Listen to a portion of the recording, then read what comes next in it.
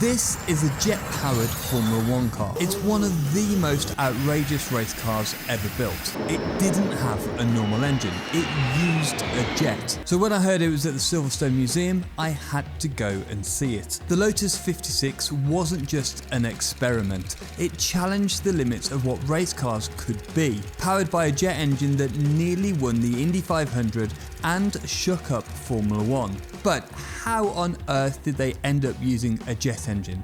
How did it all work? And why was this radical car ultimately banned? Let's dive into the story of the Lotus 56, a car so ahead of its time that racing couldn't handle it. So first things first, this car technically uses a gas turbine engine, not a jet.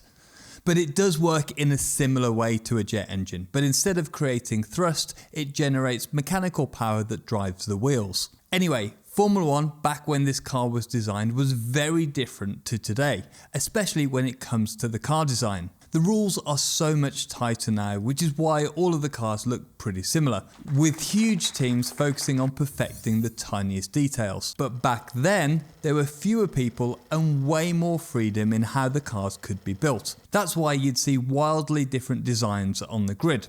Not just in Formula One, but across much of motorsport during the 60s, 70s and 80s. The rule set meant you could be very experimental with drivetrains, powertrains, the whole construction of the car. That's Rob Janer, our contact at Silverstone Museum and a motorsport history expert. He's the man who talked me around the Lotus 56 and explained why it was so impressive, although he wouldn't let me sit in the car. Anyway, back to the 60s, 70s and 80s, motorsport was a playground for engineering ingenuity. For example, take a look at this, the Ferguson P99 from 1961. At first glance, it might seem like a typical 60s Formula One car, but this was the only F1 car to race and win with a four-wheel drive system. And get this, it also had ABS, something that had only been used in planes and trains before then. And then there's the Tyrrell P34 from 1976, which I'm actually hoping to drive quite soon. And it's famous for having four 10-inch front wheels. Wheels and tyres that tucked out of the airflow to improve the aerodynamics. And all of that extra rubber on the ground also helped with cornering and braking. Go back even further and you'll find the Nardi Bizileroux 750 at Le Mans in 1955. An asymmetrical car with two pods running down the sides. One pod had the engine, gearbox and differential, and the other, just the driver and all of the fuel. Brilliant, right? And of course, we can't talk about innovation without mentioning the Chaparrals, especially the 2J. Now, I've talked about it before. A car with a snowmobile engine that powered two fans that literally sucked it to the ground for insane grip. It's made of Lexan so it'll stand a 200 mile an hour impact. All this to say, motorsport engineering back then was wild. With way more open rules and much smaller teams, the cars were destined to be completely different from each other. And from all of that innovation, we get this, the Lotus 56, the brainchild of Colin Chapman, one of motorsport's most legendary engineers. We basically go racing because I like it. I like going racing. I've always been involved in racing. I like the competitiveness of it. I like the comradeship of it. And I also like the technical fallout that comes from it. At the time, innovation in engines was exploding. In Formula One, you had a variety of configurations, from the iconic Ford Cosworth DFV V8 to Ferrari's V12 and even BRM's wildly complex H16. Meanwhile, in IndyCar, Ford introduced a turbocharger to their V8 for the first time, and Offenhauser perfected it, ultimately winning the 1968 Indy 500. But Lotus had something even more radical in mind, the 56. It was powered by a Pratt & Whitney STN76 gas turbine engine, producing between 500 and 600 horsepower, dwarfing a lot of the other engines on the grid. They really developed the Lotus 56 to actually take that turbine technology, and at a circuit like the Indy 500 where high speed is everything, but actually you don't need to slow down, you don't need to worry about engine braking, you don't need to worry about the nuances of a road course. Actually, that door wedge shape, we're able to put an engine in and go fast. And that's really what Colin Chapman did. The Lotus 56 was made for the 1968 Indy 500. With its turbine engine and four-wheel drive, it had a clear edge, up to 2 miles per hour faster than its internal combustion competitors. Joe Lennard secured pole in the 56 at 171.5 miles per hour, followed closely by Graham Hill in another 56. And the race was dramatic. Leonard was leading after 480 of the 500 miles, but just 8 laps from the end, a fuel pump shaft failed, stopping him in his tracks. To make things worse for Lotus, Hill crashed out earlier in the race, and the other driver, Pollard, also faced mechanical issues. And despite all of their potential, none of the Lotus 56s finished, leaving Bobby Unser to win in an Offenhauser-powered car. And after the race, the rule makers, the US Auto Club, cut the allowable air intake size significantly, ultimately meaning turbine cars couldn't be competitive at the Indy 500. And eventually, turbines were banned outright in 1970. However, Lotus wasn't done with the 56. They added wings, renamed it to the 56B, and took it to Formula 1. And though driven by Emerson Fittipaldi and other great drivers, it struggled. And of course, it moved into Formula 1. The B version of this raced in Formula 1 relatively unsuccessfully with Emerson Fittipaldi and others. The 56B competed in Formula 1 during 1971, but it only entered 3 World Championship races, plus a handful of non-championship events, which back then was still a thing. And its best result? Well, a single 8th place finish. For the other races, it either underperformed or didn't make it to the end. However, thanks to its four-wheel drive, the car showed some promise in wet conditions, with all of that extra traction. But in the end, the 56B didn't score a single point in Formula 1, and after the 1971 season, the project was scrapped. But what really fascinates me about this car is why Chapman, one of the greatest engineers in motorsport history, was willing to take such a wild gamble. What drove him to pursue an unconventional, high-risk experiment like this? Colin Chapman was an engineer with serious knowledge and expertise, which is where today's sponsor, Brilliant, comes in. With Brilliant, you too can turn your curiosity into comprehension with thousands of maths, programming, data and AI lessons. All their courses are designed to build real skills and develop your intuition. I've been working through their maths course lately, building formulas to solve real problems in business and everyday life. Their courses are built for learners of any level, whether you want to brush up on fundamentals or challenge yourself with advanced concepts. Brilliant makes it easy to learn no matter where you are, right on your phone. You can dive into a new topic or do a quick practice session whenever you have the time. If you'd like to try everything Brilliant offers for a full 30 days, visit brilliant.org/driver61. Scan the QR code on screen or click the link in the description. You'll also get 20% off an annual premium subscription. So, why did Lotus choose a gas turbine over a traditional internal combustion engine? Well, this wasn't the first time gas turbines had been used in motorsport. In fact, Rover BRM were the first to use a jet in 1963, where they entered Le Mans with an experimental entry. And the car did reasonably well, almost 2,600 miles in the 24 hours, which would have placed it 8th overall if it had been classified. Also in 1963, Chrysler released their turbine car. And while it was only a road car, it shows you how seriously engineers were taking turbine engines. Fast forward to 1967, just a year before the Lotus 56, and the STP Paxton turbo car was entered into the Indy 500. Parnelli Jones drove it and led 171 of the 200 laps. He was on course to win when, with only 8 miles to go, a transmission bearing failed. And the part that took him out of the race? Well, it was a $6 bearing. Anyway, there were plenty of reasons why engineers were looking at gas turbines for racing. First off, they were light. And if there's one thing Colin Chapman loved, it was saving weight. His famous mantra was add lightness, so naturally he was all in. The reason was weight, and Colin Chapman was all about weight. For the amount of power you could generate and the speed you could go in comparison to the weight of an internal combustion engine, it made more sense. You didn't need a gearbox because you ran directly through into the gear train of the car, so you could save weight in so many different ways. So your car is inherently lighter. Traditional engines have so many moving parts: pistons, crankshafts, valves, all adding weight. And the turbine, with its simpler design, shed a lot of that extra bulk. That weight reduction meant better acceleration, more speed on the straights, and improved handling in the corners. The lighter car also made better use of the tyres, as they wouldn't wear out quite as quickly.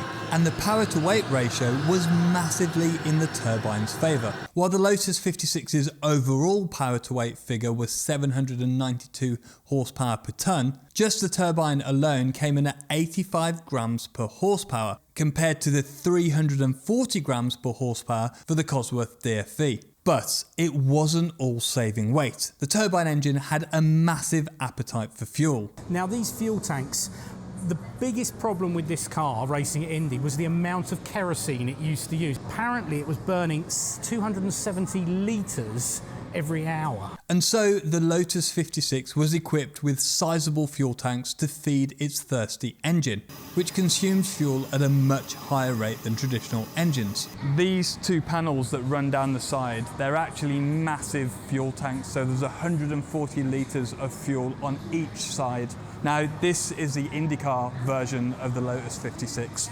and imagine how terrifying it would be driving that at Indianapolis with the concrete walls so close, going so quickly. And when you burn through more fuel, you're more likely to stop more often during the race, costing time with extra pit stops and longer periods refueling. And the reason they used kerosene for the gas turbine engine was simple. It had a high energy density, which meant it could produce a lot of power with less fuel. Now, petrol does have slightly more energy in it, but kerosene has another advantage. It's actually quite safe. Its higher flashpoint made it harder to ignite compared to gasoline, which was a big deal when you're dealing with all the heat that comes from a turbine engine.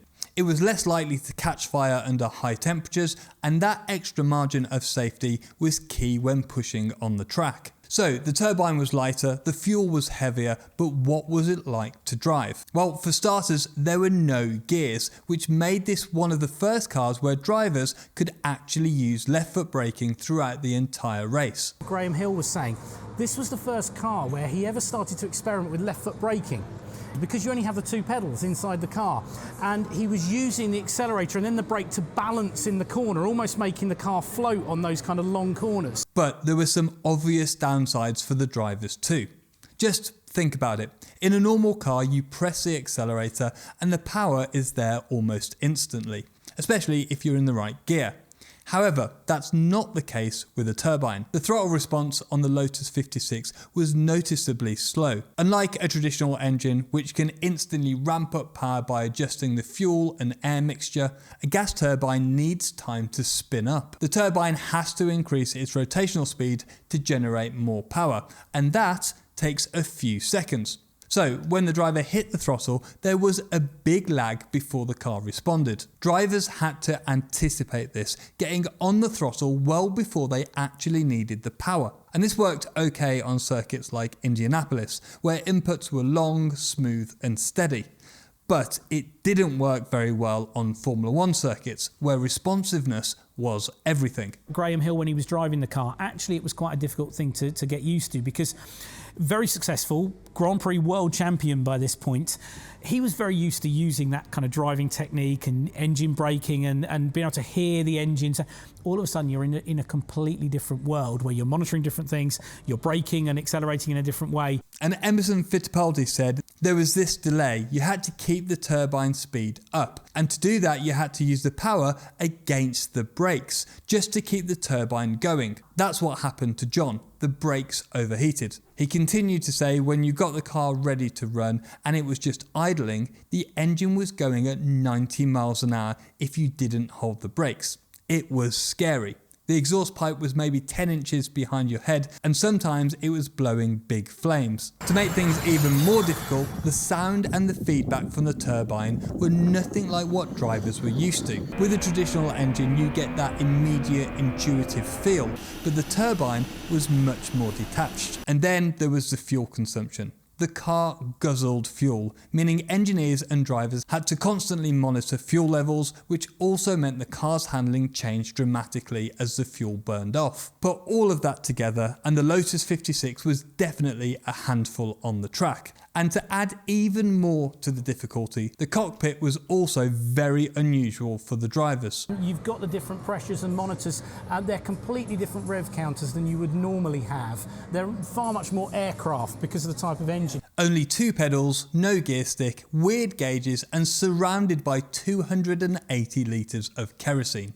Just imagine sitting in the cockpit for the first time. It must have been completely bizarre compared to any other race car. It also had no rev counter, just 2 percentage gauges, N1 and N2, showing the power output from the gas generator and the power turbine. And these gauges were showing how much percentage of the power you were actually using. Then there's the ITT gauge, the inter-turbine temperature, which is front and center, warning you of impending doom if this hits 800 degrees Celsius. This gauge wasn't about how fast the engine was spinning, but how hot things were getting. Add in using only 2 pedals and needing to keep the throttle on most of the time, this car must have been incredibly disorientating to drive. Even the steering wheel had a kill switch to cut the fuel as quickly as possible. Add to that the T-handle on the left to open and shut the fuel valve, and starting the car with an electric motor.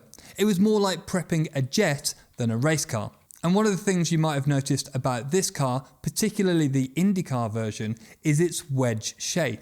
Just take a look at the car from the side. It's low, sleek, and almost looks like it's slicing through the air. And this was unusual when the other cars competing at the time looked like this. It's got that almost childlike drawing aspect to it. So it started very low. In the early days of aero, Indy 500 was a circuit that needed top speed and didn't need all the aero that you would need in Formula One at kind of road-based circuits and things. And the design wasn't just for show. It provided huge aerodynamic advantages.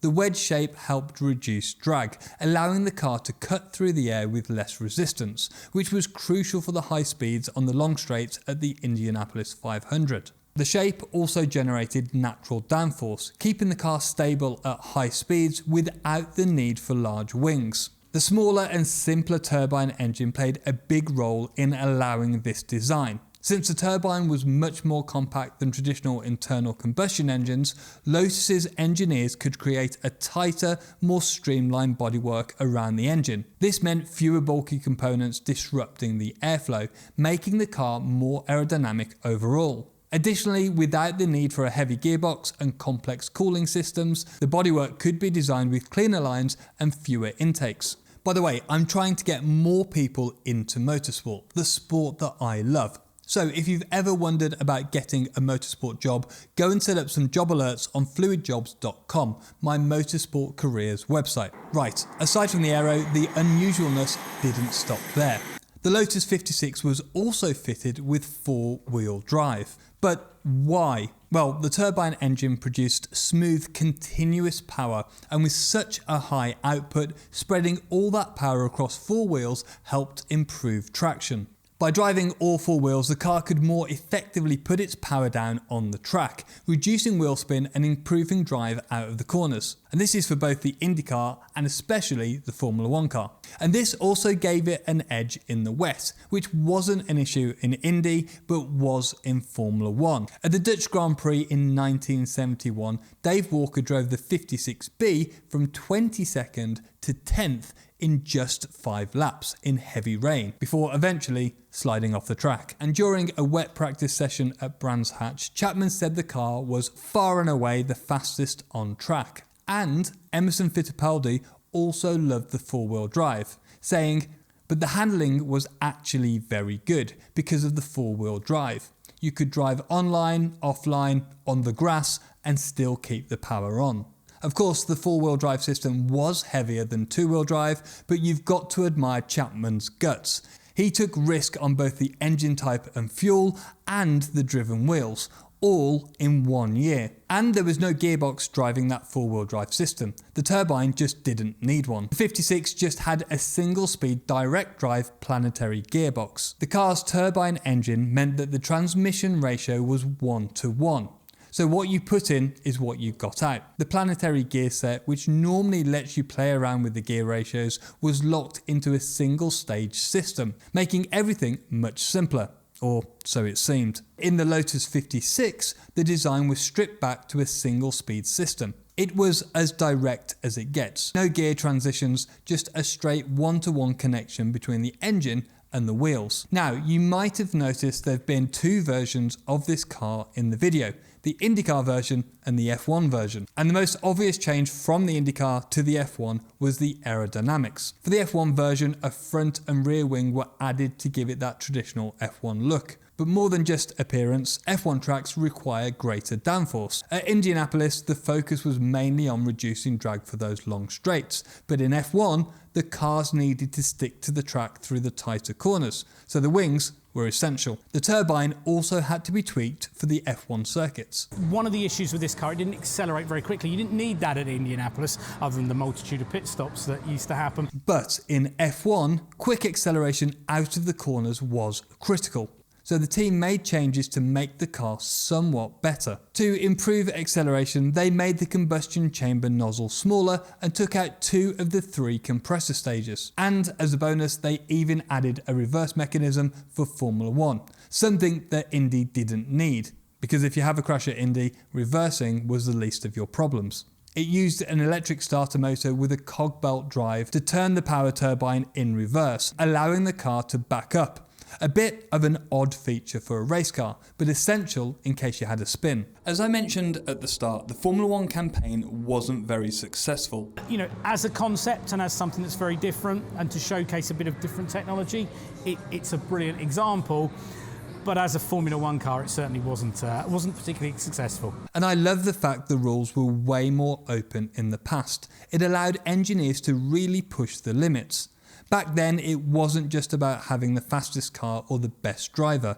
It was about who could come up with the wildest, most innovative solutions. It was an era of ultimate experimentation. And I would say Colin Chapman and other designers at the time, and you look at what people were doing, they were kind of taking that ethos of what is possible, what could we do, and actually applying it to everything they were doing. And if the rules had stayed open, we definitely would have seen even more crazy out-of-the-box designs over the years. Just imagine a Formula 1 where different types of powertrains were competing at the same time, all battling with their own strengths and weaknesses. But as the rules have got tighter, we've lost some of that creativity. But if you've ever wondered what would happen in F1 with no rules, check out this video here where I explore what would happen with an F1 engineer. Thank you very much for watching, please consider subscribing, and I'll see you next time.